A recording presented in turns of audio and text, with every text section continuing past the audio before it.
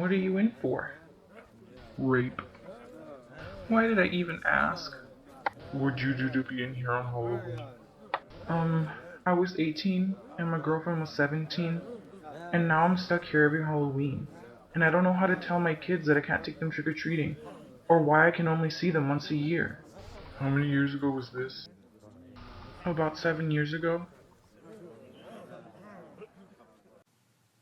This is Bob, and as you just saw, he has to be in a jail cell once a year on Halloween, and worst of all, miss out on his children growing up.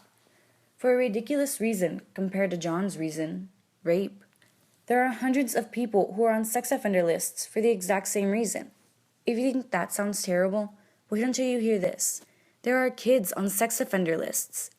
For ridiculous reasons like public urination and indecent exposure, such as streaking, some children as young as 11 have been put on the list, and it impacts them in a terrible way for the rest of their lives. I don't know about you, but I think that sounds completely unfair to those children. What would you think if your 11-year-old child was put on a sex offender list for a minuscule reason? It seems crazy, right? Well, that's exactly what happened to this man. Watch this clip to see how. This Western Massachusetts man wanted his identity protected, but told the I-Team he is registered as a sex offender for what he did when he was 7 to 9 years old. Looking back, I definitely know I was in the wrong. When you're 9, you don't understand the concept of long-term consequences. It's almost impossible to fully understand the things that you know now. He says he was suspended from school for what happened at home as a child. But Rich says many kids who abuse may have been abused themselves, and the likelihood of reoffending in public is rare. For the most part, not dangerous in a school environment. They're not about to leap on somebody. They're not going to take advantage of somebody. 12 years after the crime, the man we talked to is trying to appeal his level 2 status to help get a job and start his life over. Megan's Law mandates that law enforcement notify the public about all convicted offenders in a community. The most popular way of checking sex offender lists is through websites on the internet like FamilyWatchdog.com. The website gives private information like birth dates, age, body description, and addresses, making it easier for people to find you. About half of these people on the map are there for reasons other than molesting or rape of an adult or child. Some people argue that the websites are too lenient on who gets listed. Watch this clip to see how. It doesn't really matter if we're married. It doesn't matter if it was consensual. The law is what the law is. I was convicted of a 288 C1, which is commonly known as statutory rape. Joe is stuck on the registry for life, even though the alleged victim of his crime just so happens to be the woman who married him. My parents found out about us being together, and my mom decided to press charges. It was all consensual and everything. Her then-boyfriend went to jail and had to register as a sex offender for being with her.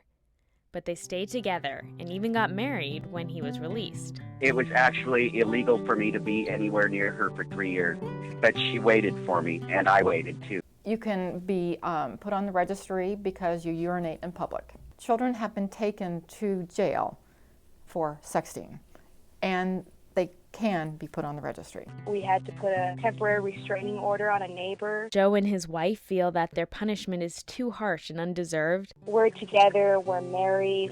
He did everything he was supposed to do, and it's sad to live this way. What a terrible story. But those stories aren't as rare as you would think. Here's another story of a boy who made one mistake and had to register as a sex offender as a consequence. Watch this clip to get the full story. I'm not a sex offender. I mean, I'm registered and everything, but I don't truly believe it. This happened about a year and a half ago. I just got really upset with my girlfriend. About a month and a half after I turned 18, I decided that I would take the pictures that she had sent me, pictures she had taken of herself. I'd send them through to the people in her email. Got arrested a few days later, spent some time, including Halloween Day, in jail. After that,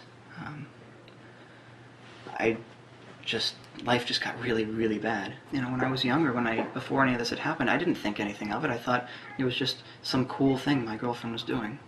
But it wasn't it wasn't at the time some horrible deviant act, which none of this is.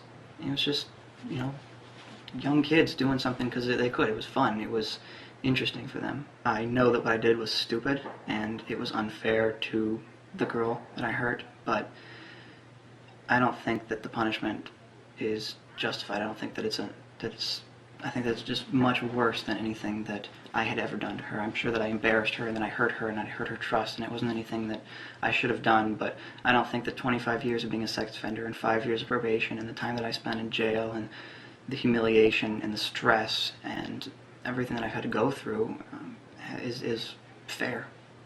And that's what it comes down to, is the laws for this particular thing are not fair. I was told I had to register as a sex offender. Got made fun of at school a lot.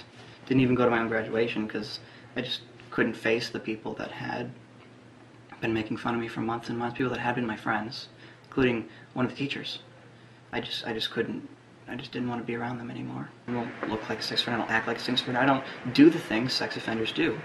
I don't prey on young children. I don't hurt young children. I don't date anybody that's not 18 now that I'm over 18.